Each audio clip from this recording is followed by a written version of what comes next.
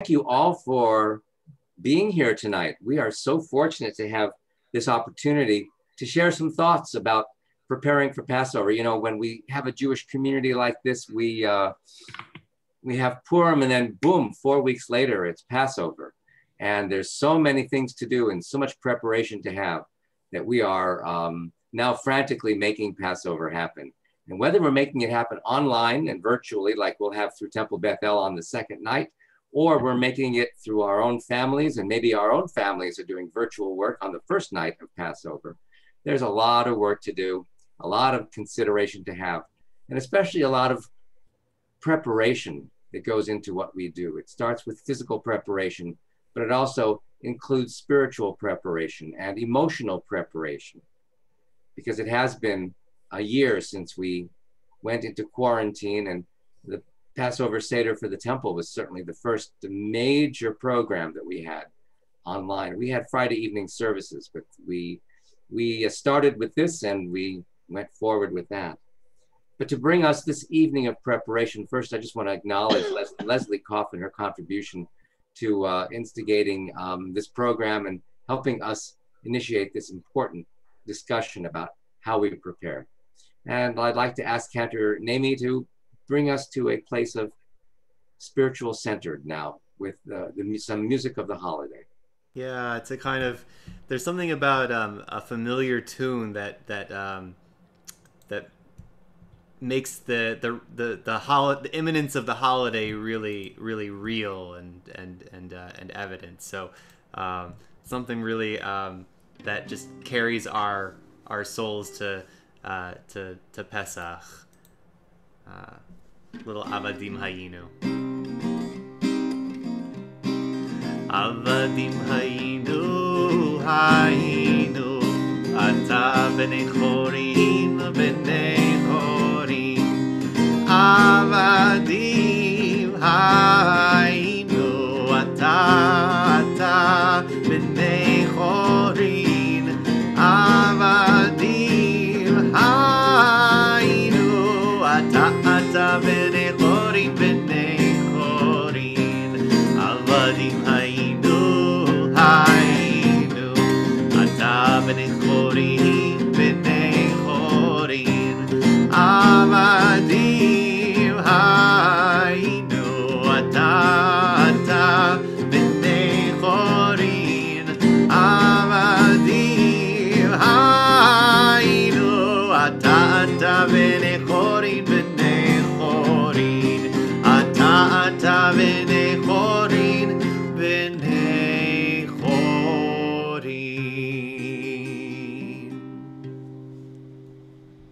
Erev Tov and good evening. The exodus from Egypt was not merely an escape. It represented a determination for the future.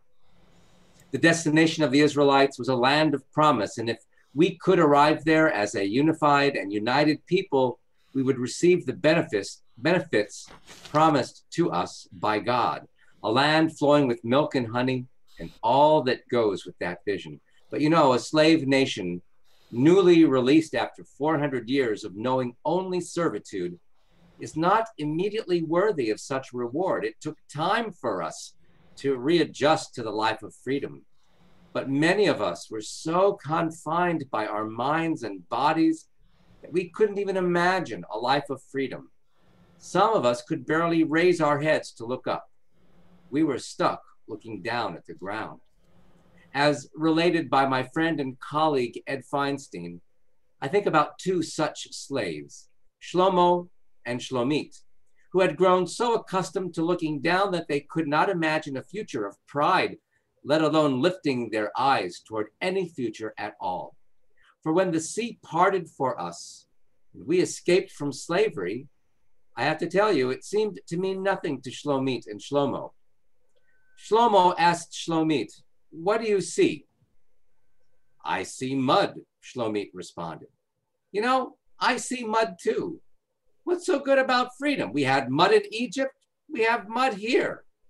So they could not perceive the miracle of their escape. The sea split before us, but Shlomo and Shlomit, they didn't see it. They saw only mud. Weeks later, we stood at the foot of majestic Mount Sinai in the presence of God, attending to God's voice, proclaiming the commandments. As a nation, we accepted God's covenant and pledged ourselves to become a holy people. We were to be God's partners in healing the world, but not Shlomo and Shlomit. Shlomo asked Shlomit, "What do you hear?" "I hear someone shouting orders," Shlomit answered. "Yeah, I hear orders too. So what's so great about Torah? They shouted orders at us in Egypt. They shout orders at us here." Shlomo and Shlomit disregarded the miracle of hearing God's voice. God spoke to every one of us, but Shlomo and Shlomit didn't hear it. They had heard enough orders. And finally, you may remember, after 40 years of wandering in the desert, we arrived at the land of milk and honey, the land promised to our ancestors. Most of us Israelites rejoiced as we arrived in the place of our fondest dreams, but not Shlomo and Shlomit. Shlomit asked Shlomo, "How do you feel?" My feet hurt," Shlomo replied. Mine too. What's so impressive about a promised land? My feet hurt in Egypt and my feet hurt here. You know, they misunderstood the miracle of entering our own land, the land of Israel. We Israelites returned to the land promised to us by the covenant made with the matriarchs and patriarchs. And the promise to our ancestors was fulfilled. It took 40 years, but we had it. But Shlomo and Shlomit didn't know it. They wouldn't have any of it. Their feet hurt too much. So what do you think they did? Shlomo and Shlomit, turned around and began walking back toward Egypt. Now, some say that Shlomo and Shlomit are still wandering in the wilderness, looking down at the desert sand and rocks and complaining to one another.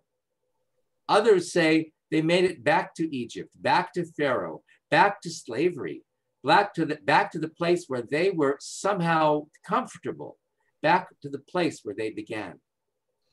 Still others say they've seen Shlomo and Shlomit, maybe their descendants, walking among us, living among us right here and now, wandering about, but their eyes are cast downward and they miss all the miracles that are taking place around them all the time. In a way, their cynicism was understandable. We who have been through a year of COVID restrictions, we who have known lockdowns and quarantines and narrowness in the past year of our lives, know how easy it is to grow accustomed to inconvenience or even pain. Many of us tried to mask over the pain with a veneer of optimism and declare that next year it'll be better or next year we'll get back to normal. Well, I have to share with you that I believe we will get to a new place. We will find our new normal. We will find our own promised land one day. But I think too that we need to understand that the phrase back to normal cannot be in our lexicon. Back to normal is not our destination. We don't even know our destination at this moment. We know it's coming and we can see it. We can feel it. We're optimistic about it. But it will take us more time to figure that out. That is to wander through our own wilderness, to confront new enemies, solve new problems, and only then come upon our destined promised land, a place we currently know very little about. But I also believe this. It is this new promised land wherein lies the potential for creativity and wisdom. We'll use the courage we've developed through our current struggles to adapt more, to innovate, to build, to develop, and refine to our liking that which is new and perhaps even now foreign to us. But it is in the experience of celebrating Passover that we remind ourselves about our ability to adapt and grow in healthy and positive ways. The Passover narrative we tell each year is an exploration in our own search for meaning and a hoped for liberation from our own limitations and narrowness. So on the way to our new promised land, to a post-pandemic existence, whatever it may be, let us be certain to, yes, acknowledge the pain that we've experienced, the suffering that we go through now, and the sorrow that will continue in our world. But let us also look up from the mud and discover what potential there is in our world for new expressions of beauty, for new relief we derive from humor, for the miracle of human adaptability in new circumstances, for humane opportunities to help those in need, and for the courage to know that we have endured foul weather before and that we can persevere again, if necessary, through more wilderness as we make our way to the next promised land.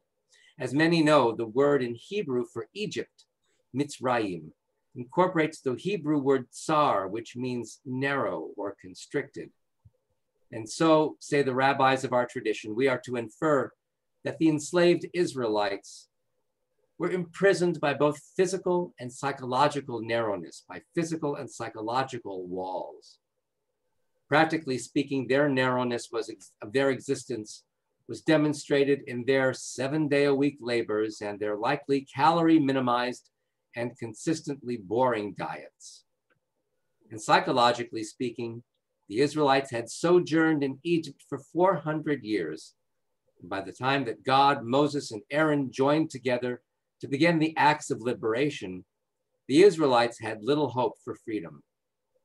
But when the psalmist cries out, Min hametzar karati ya anani b'merchav ya, that is, from my narrowness, I declared the name of God, and God responded to me with divine openness.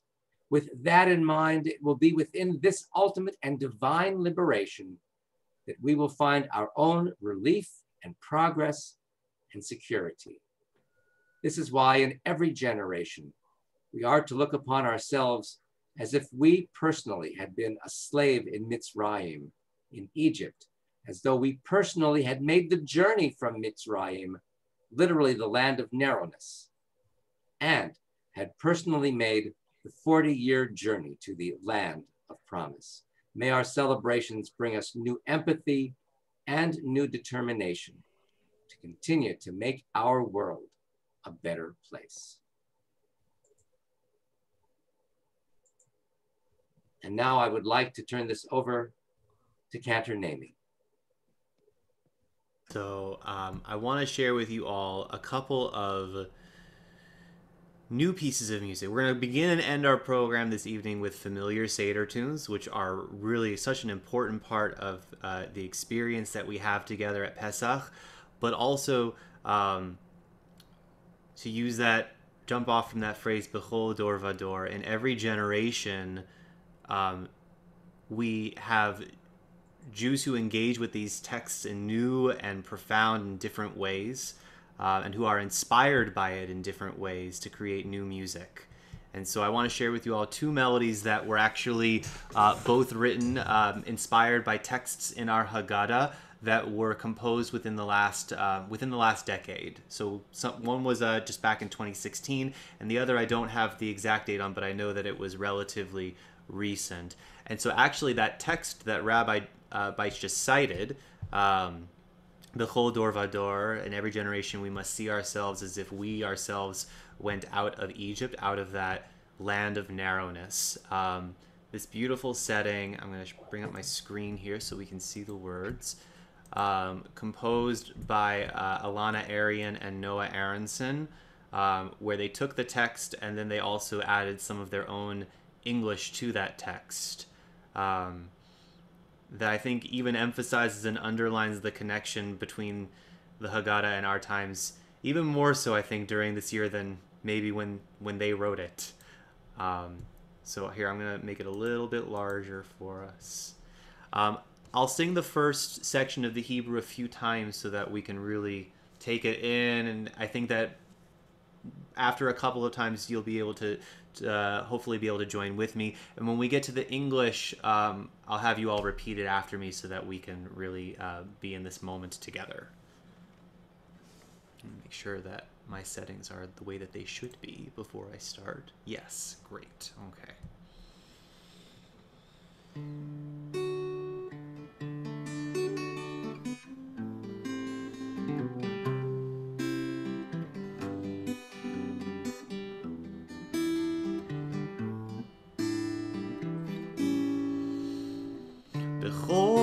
ודור חייב האדם לראות את עצמו כאילו הוא יצא ממצרים.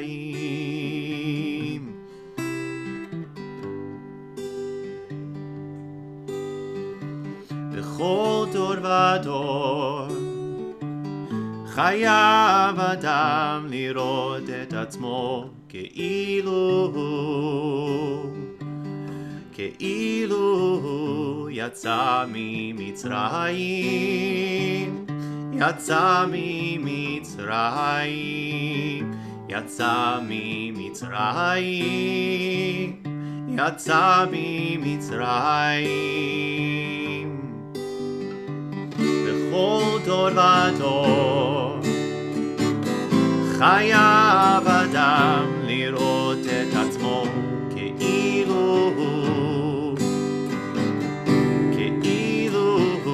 יצא ממצרים, יצא ממצרים, יצא ממצרים, יצא ממצרים. Repeat after me if you can, if you like. Can you picture yourself crossing through and wandering the desert? Can you picture yourself crossing through and wandering the desert?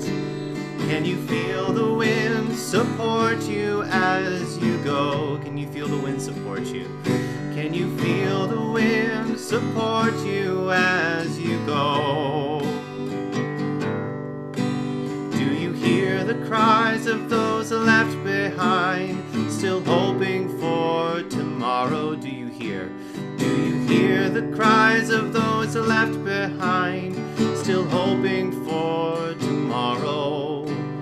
Do you fear the mountain you still have to climb? Really soaring up on that climb. Do you fear? Do you fear the mountain you still have to climb? בכל דור ודור חייב אדם לראות את עצמו כאילו הוא יצא ממצרים, יצא ממצרים, יצא ממצרים, יצא ממצרים. Let's try that. Can you picture yourself crossing through the desert? And one more time, now that we've gotten all of that together. Can you picture yourself crossing through and wandering the desert? Can you feel the wind support you as you go? Do you hear the cries of those left behind, still hoping for tomorrow? Do you fear the mountain you still have to climb? בכל דור ודור חייב האדם לראות את עצמו כאילו הוא יצא ממצרים.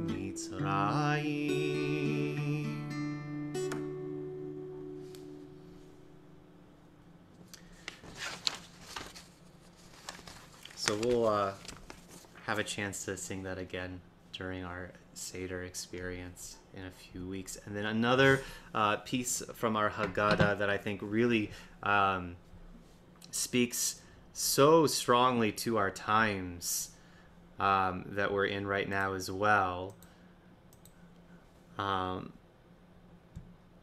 That was also set relatively recently. I don't have the exact year on this because it's not published, but I could probably find that information for somebody after if they're interested. But it is very recent. This is by an Israeli composer, Yonatan Razel, who set this text from the Haggadah that this is the promise that sustained our ancestors in this day, and it will stand for us as well. For not only once has an enemy risen to destroy us, but in every generation enemies rise up against us to threaten us, and the Holy One of Blessing saves us from their hand. And I think that if you expand your idea of what that enemy is, it really can be a text that can still resonate with us in our times. So this is Yonatan Razel's setting of Vehisha Amda. I just want to make sure. Hold on one moment. Great. Okay. Make sure that we have everything set here. Wonderful. And so for this, I think that there are parts that we'll be able to sing together, and there may be at least one part that will have to be just me for now. Could be that I'm mistaken on that, but I think that there will at least be parts of this melody that we can absolutely sing together. I'll try to do a few sections a couple of times so that we can really own the moment together.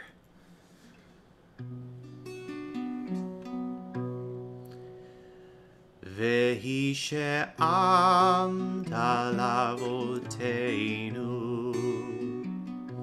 Vehi she'amda le'imoteinu velanu, Shelo echad bilvad amad aleinu lechaloteinu, Amad aleinu lechaloteinu.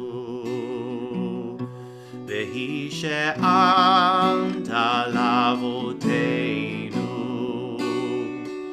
Vehi she'amda le'imoteinu velanu, Shelo echad bilvad amad aleinu lechaloteinu, Amad aleinu lechaloteinu. Ve'akadosh Baruch Hu matzileinu, matzileinu mi'adam. Ve'akadosh Baruch Hu matzileinu, matzileinu mi'adam.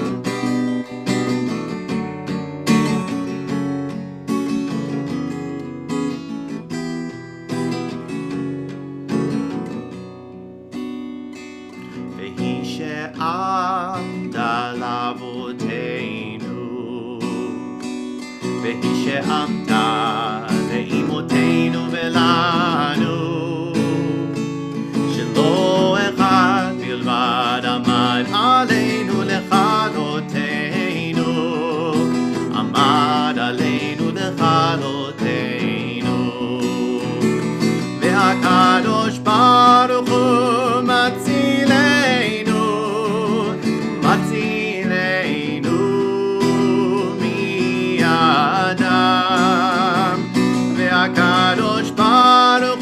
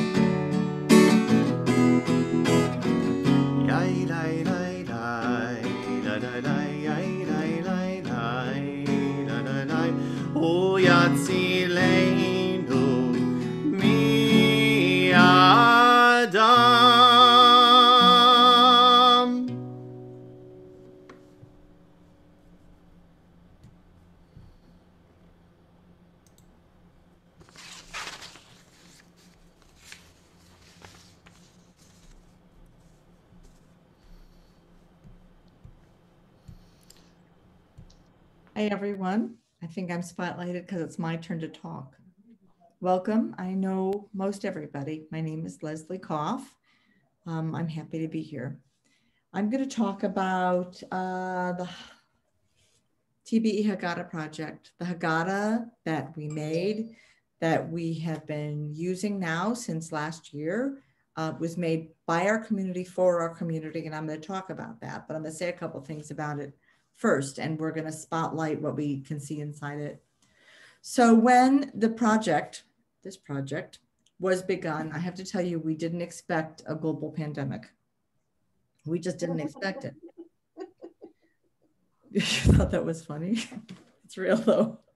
The Haggadah, you know, Haggadah, it means the story, the dream, the story.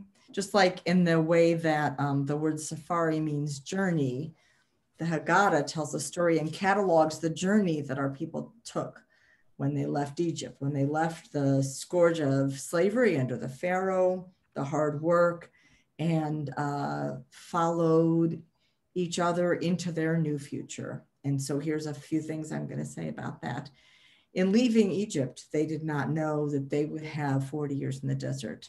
And if you don't already know, and I talked about it a little bit last year on the first Quarantine Kitchen episode, and we'll talk about Quarantine Kitchen too, that actually the Italian word for 40, like 40 years, 40 days, is quarantina. And quarantine means 40 of them. So the story of quarantine, the story of the pandemic, is also the story of our story. It's a period of narrowness, like the rabbi described Tsar. Is that correct, Rabbi? Tsar is narrowness. So we've been locked down, our life became limited. And then an opening up again. We have public health measures that are going to allow us to open up again. More of us are safe than before. There is hope with the opening. It is freedom. It is very much going from wide to narrow to wide again. In many ways, like the images behind the rabbi and the cantor on their Zoom pictures, if you see, when the sea parts, it goes from a narrow place to a wide place and then is covered up again. And so it's all very beautiful. But we're going to do the thing that the rabbi talked about. We're going to do a divine opening, and it's going to be a divine opening of the Haggadah. But it's going to be simpler than this. You're going to be able to see even better. And if you've learned with me, then you know I'm not a super professional at this, but I'm going to try to share my screen. And if you'll give me just a second, I know we're recording this, but give me just a second. Here it is. I have a preview of the Haggadah project to share with you. Can you see it? And now, there it is.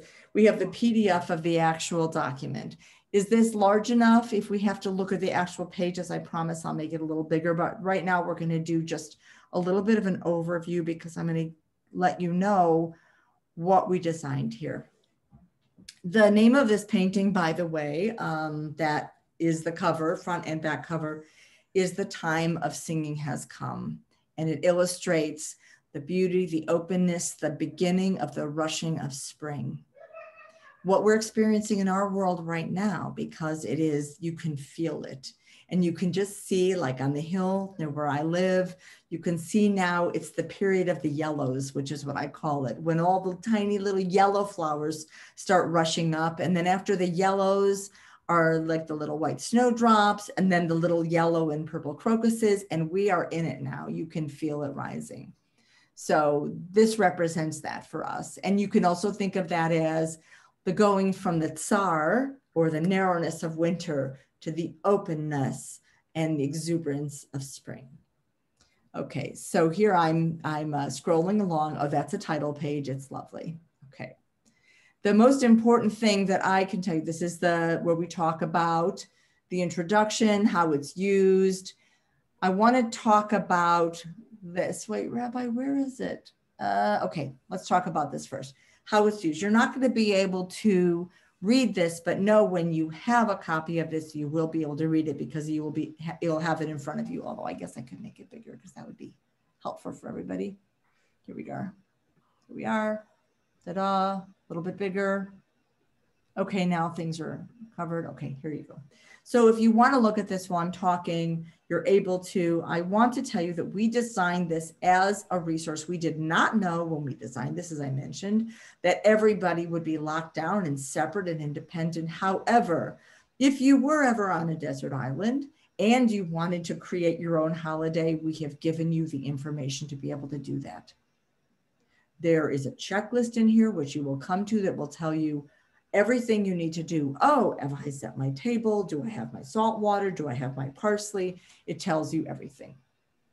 And this part also tells you that we have included the 5th cup of wine to represent God's promise to the Israelites into the land of promise. And so this is something that a lot of the, I will say, Haggadot, Haggadahs of time of days past haven't had the 5th cup of wine, but it's something that we chose to include. So sometime in a couple weeks before the holiday, hopefully, you know, it's spring, you're cleaning, right? You're cleaning your house, you're cleaning your drawers out, you're getting all the little crumbs out from everywhere, the chametz. This also represents the idea that you're kind of clearing the crumbs out of your mind and soul, getting the cobwebs out after a long winter and frankly, a long and difficult pandemic. And then the morning before the holiday, now the holiday begins Saturday, March 27th at sundown. That is the first Seder, about 7 or 8 or 9 in the morning, according to what I learned from Rabbi Beitch that morning, because, and we are not worried that it's Shabbos because we're Reformed Jews and we can do this.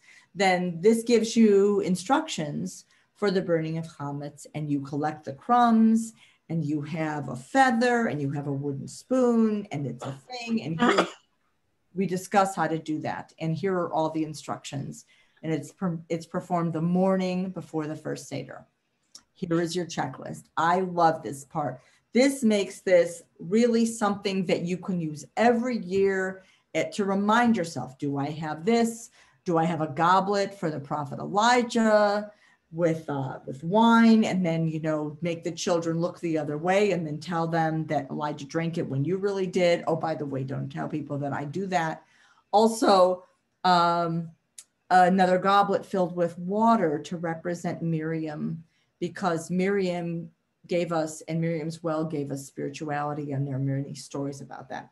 I'm not going to go through every little thing here, but I want to tell you a couple more important things.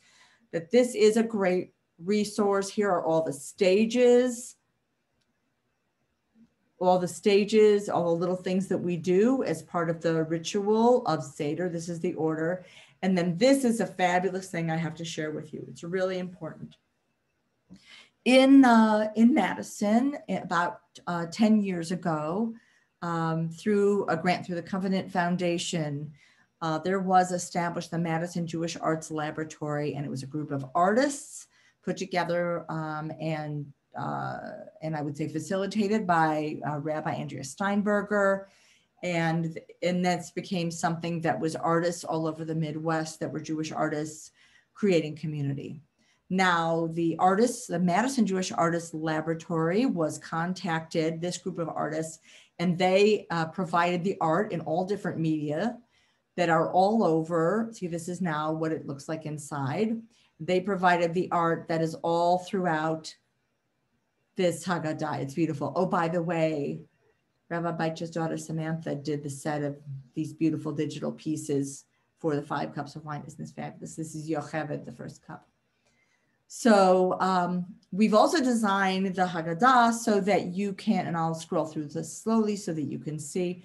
We also designed it so there are many other, on the left side, on the color pages, there are many other, I would say, enriching readings or enrichment readings. And these readings are things that you can swap out every year. So you could do 10 years And you could never do the same Seder because you'd use different optional readings every single time. So this is really, I think, a very useful resource. And I hope that you all feel like you want this to be a part of your life and your family for a long time coming, especially if you enjoy, like right here, is Kermit the Frog's song about, you know, being green and how difficult that is being green, because that's one of my favorite spring images. Okay, so also I want to tell you, if you have any questions about this, you can ask me, you can ask Rabbi Beitch. Oh, these are crayons, I just want to say. And this speaks to brokenness and how we're all very broken, because broken crayons are still able to color. Okay, so I'm going to stop sharing this for a second. Terrific. In the chat, there is a link to the Temple Bethel website where you can order these, and you know, you can get them from the office. Again, it's lovely, it's glossy. Kendra Sager, our very own, did the production design, and it's really fabulous. Okay, so a couple of minutes ago, I referenced something called Quarantine Kitchen. You may have noticed over the last year, and it was probably almost a year ago already, that when we were preparing for Passover, we started a series of videos to entertain and delight people. I don't know if you've been delighted by them. They certainly are fabulous. We have maybe 54 or 55 videos at this point. It's really amazing. And the most recent one prepared for this special program is by Susan Golden, who has been facilitating for the last couple months this, and she's going to be making Pesach miracle bars, you know, for all the miracles we have. So I'm going to attempt another screen share, and this time I'm going to play that video for you, and then I'm going to pass things back to Rabbi Beitch. So here's Leslie once again attempting a screen share. Let's see how this goes. And just miracle bars, Quarantine Kitchen. And here we go. I hope this works. Hi, this is Sue Golden, and I am the volunteer coordinator for Quarantine Kitchen for Bethel. And I hope you've been enjoying all of our video segments. If you are interested in doing one for us, please contact me and I'd be happy to help. Today I'm going to share one of my really easy Passover recipes. It's called Miracle Bars, and there's no matzah meal in it. It's gluten-free. It's super easy, comes together in less than 5 minutes. And we're going to start out with 2 cups of ground almonds, 1 cup of brown sugar, 2 eggs,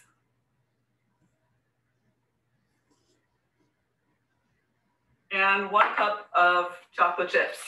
And that's it. We're just going to mix it together. I have the oven preheating already to 375. So we're just going to mix it all together.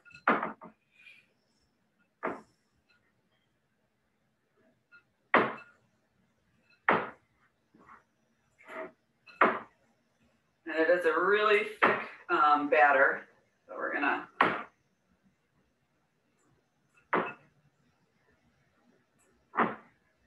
easiest thing in the world to make for Passover, but you can make it any time of year. It's really good and pretty easy. Just until it's all mixed in.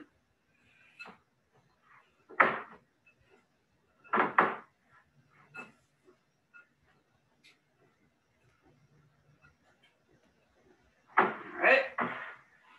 Take my 9 by 13 pan.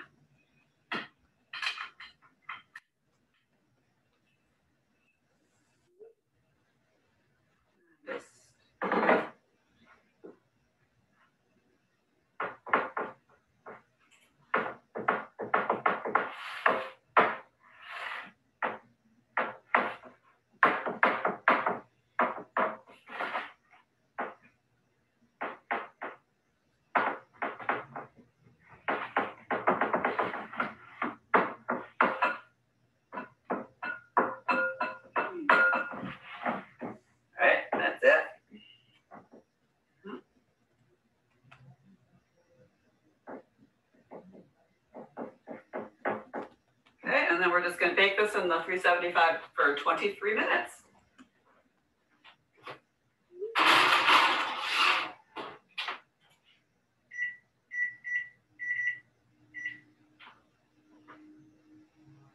All right, our timer has gone off, and we're gonna go take our miracle bars out of the oven.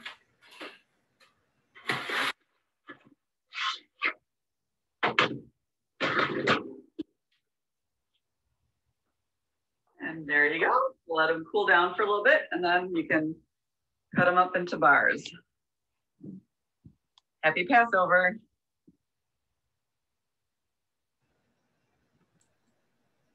Okay, Rabbi, it's all yours. Thank you. Okay.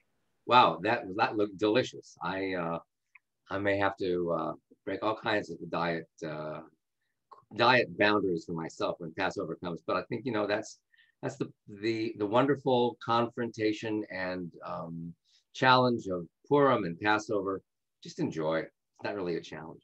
But let me, we're going to stop for a few moments. We have a little bit of time for some questions. And I'm going to go to gallery view so I can see everybody. And I wonder if anyone has any questions about Passover that you've had for a while, you've had for even a brief amount of time, something that you think we might be able to answer for you. Any of us would be able to answer for you. We who are your clergy, you who are your building staff, you are volunteer leaders. What questions about Passover are right on your minds right now? We are, what, 2.5 weeks before the first Seder. So,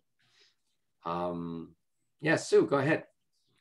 Well, many years ago when my children were in religious school and grade school ages, I took the Introduction to Judaism class so that I could kind of keep up with what they might be learning, because we do a lot of things that we know what to do, but I couldn't always remember why we do them or what the significance and the symbolism was. But one thing that was mentioned in terms of Passover was that there are certain vegetables that we don't eat, and peas, I remember, was suggested. Are there others? And I can't remember why we don't partake of these. Well, I think the Cantor and I can both help answer this question. I can start, Cantor, and then you can continue. So for many, many years, for hundreds of years, there was a dispute between the Ashkenazi and Sephardi communities. Because in the Ashkenazi community, things like rice and lentils and other legumes, garbanzo beans, those peas, peanuts, those kinds of things, those were corn, those kinds of things were not permitted to be eaten by Ashkenazim, but they were permitted to be eaten by Sephardim, those who knew those foods. Those foods didn't exist in every part of the world, but in general, the legume and those kinds of things were prohibited from Ashkenazim. Why? Because the rabbinical authorities found that if you had flour made from those ingredients, that the flour resembles resembles visually wheat flour or oat flour or rye flour or spelt flour. Those or barley flour, those which are the 5 really prohibited grains. And certainly if you were an Ashkenazi Jew who lived in northern climates, you had a lot of wet storage areas potentially, and maybe you grew some mold on those things. But the Sephardic Jews knew that those things really don't naturally germinate within themselves. So Sephardim had no problem with those things. And for many years, that tradition carried forward. But today, in today's world, we actually have a slightly different set of traditions. And this has been discovered, and this has been promulgated recently by a couple of the religious movements. And Cantor, do you want to take it from there? Yeah, I'll add on that in addition to appearance, there was also a concern in some Ashkenazi communities about contamination, that it could be that where they processed certain grains, that there was a concern that some of the prohibited grains would contaminate the non-prohibited. And so to prevent someone from accidentally breaking the rule, they expanded the parameters of the rule. Because the narrow parameters of the rule is that the grains that are used to make matzah are the only kinds of grains that are technically prohibited. But to prevent people from breaking the rule accidentally, they expanded the rule. And so that was one additional kind of reasoning behind it. But in recent years, I would say within the last couple of decades, there's been a lot of conversation, particularly within non-Orthodox streams. The conservative movement had there's a traditional method of responding to a Jewish legal question called a responsum, or plural responsa, that goes all the way back to early medieval times when Jews in various communities in the world would send questions to the rabbinic academies in Baghdad, which is where in the medieval period the rabbinic academies dwelled, and that practice still continues today, where rabbis confer with one another to respond to Jewish legal matters as they apply in our own day. And so the conservative movement came out with a responsum, maybe, Rabbi Beitch, you can correct, I'm not sure about the time, but it's within the last 10 years, I believe, if I'm not mistaken. Longer than 10 years ago, correct. Yeah, definitely not longer than 10 years ago, going heavily into detail on why the conservative movement should allow for those small things, those kitniot, the legumes and things like that, rice, anything basically besides those 5 prohibited grains should be permitted. They drew partially upon contemporary Sephardi practice, but also rabbinic authorities that predated the cultural divide between Ashkenazi and Sephardi Jews, that were maybe like earlier in the timeline of this dispute that Rabbi mentioned, who were in favor of permitting those things to be consumed. And so now the conservative movement has, at least officially, on paper, allowed for these things to be consumed. So what are the 5 grains that should not be consumed? So those Rabbi?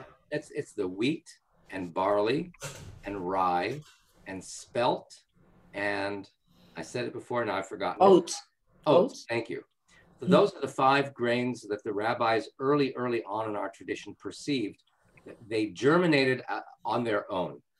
There was yeast in them, and unless the germination was controlled, and that's why to make matzah, it takes no longer than 18 minutes from the time when you introduce water to the time that it comes out of the oven. You have 18 minutes to mix and bake and get rid of all of the naturally occurring rising elements which are in air. All the air around us is saturated with things that could germinate. And so baking it at a high temperature kills all of those germination seeds. And so then it takes 18 minutes to get matzah out of the oven. So those are the 5 grains that we're not allowed, in theory, to eat unless they're really controlled, as I've mentioned just now. And that 18 minutes is not a scientific number. You can imagine why they picked the number 18. I think it has a different significance to it, but that was the number of minutes that they picked. And what about the green vegetables? Or the vegetables that were formerly not acceptable?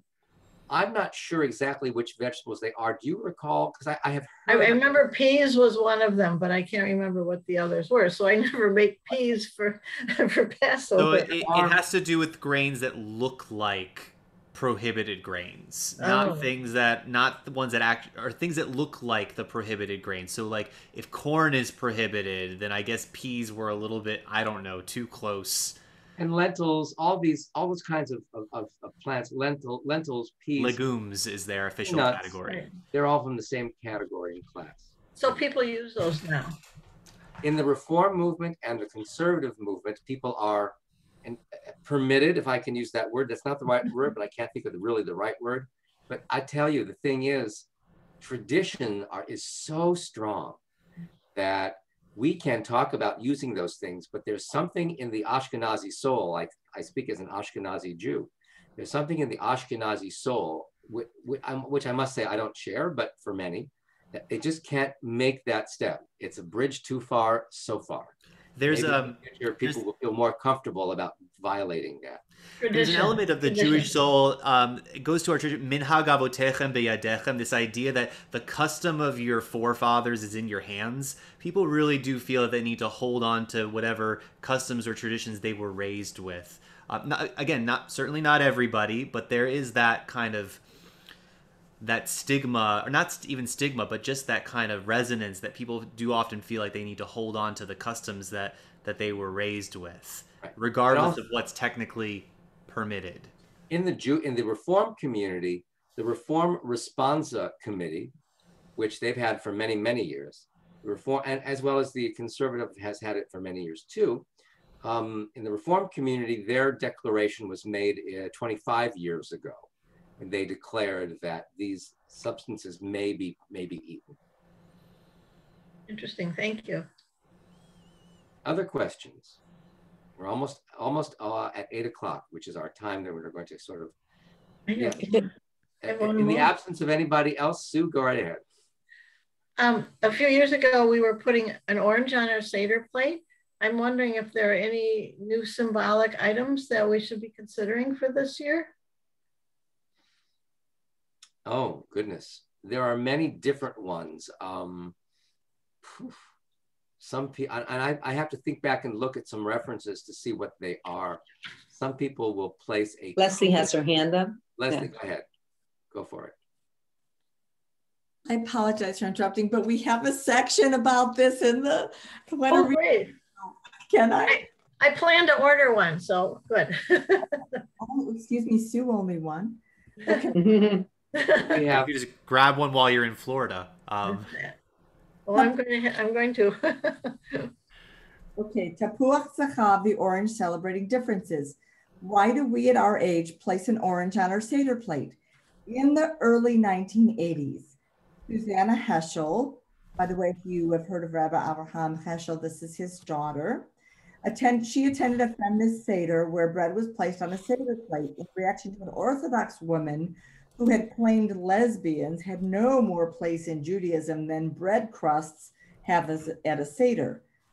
Bread on the Seder plate renders everything chametz, and its symbolism suggests that being lesbian is transgressive, violating Judaism, Heschel writes. I felt that an orange was suggestive of something else, the fruitfulness for all Jews when lesbians and gay men are contributing and active members of Jewish life. Speak of slavery and long for liberation, she says, demands that we acknowledge our own complicity in enslaving others. One additional item on our Seder plate, therefore, is an orange, representing the radical feminist nation that there is, and there must be, a place at the table for all of us, regardless of gender or sexual orientation. May our lives be inclusive, welcoming, and fruitful.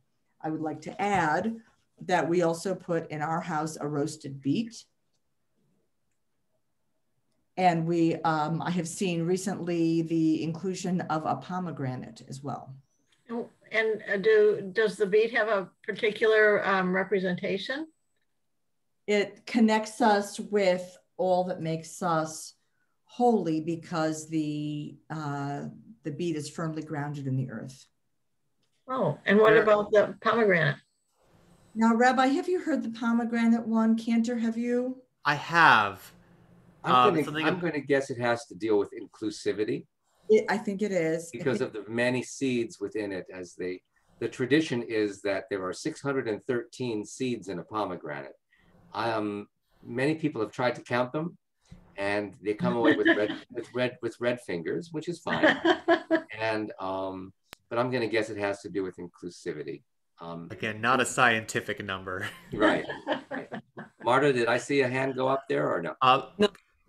If I could just say, though, that people have added all kinds of things to their Seder plates in many generations. There have been, somebody, I think I recall there was someone in Ireland who put like a potato on their Seder plate in honor of the people who were lost after the Irish potato famine. Like if you can come up with a way where the symbolism really resonates with you, you can also go like searching online, like like new items to put on the Seder plate, you'll see people have tons of ideas. I saw someone put a pineapple on theirs, and they had some really personal, deep connection to why they wanted to do that. So I would encourage do some digging around and see if there's something that resonates for you in this, especially in this time of COVID.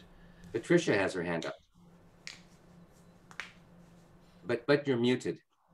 Mhm. You are.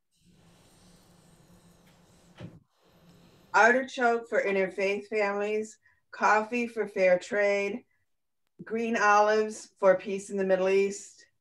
I got a bunch of them when I converted. But we should do an artichoke because we have a strong interfaith community. That's what I think. And I think good things. For those of on this call who remember back in the mid-70s, that there was and even late 60s, there was a strong push, of course, to rescue Soviet Jewry from the Soviet Union, and people began to add a fourth matzah. Even then, something new on the Seder plate was so innovative and so risky for some people. But adding a fourth matzah to the stack of 3 matzot, really to represent the Jews of the Soviet Union who could not celebrate and observe their Judaism freely. And that is another one of the early models of well, a fourth matzah was also put down for those lost in the Holocaust. That's in later years, people began to think about that too. Yeah, that's right. You convert, you learn all kinds of things. Leslie, I'm sorry. I know you had your hand. I'm just putting a link in the chat from Kveller that has some ideas for these things. If anyone wants to check it out, it's a great list of alternatives. Thank you. What is that? What is that? 10 unique items to add to your Seder plate from Kveller, which is a great online, Jewish news publication. Kveller? Yeah.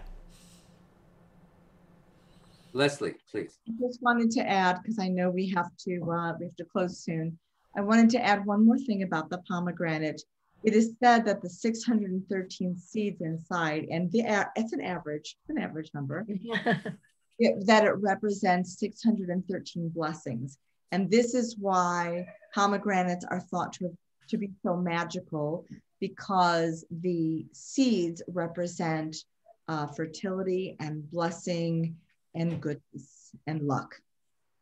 And if you are ever fortunate enough to go to Israel and order fresh pomegranate juice from a vendor on the street who will take 2 pomegranates and squeeze them, and you get to the pure juice, that's heaven. So you have twice as many seeds for a real heavenly experience.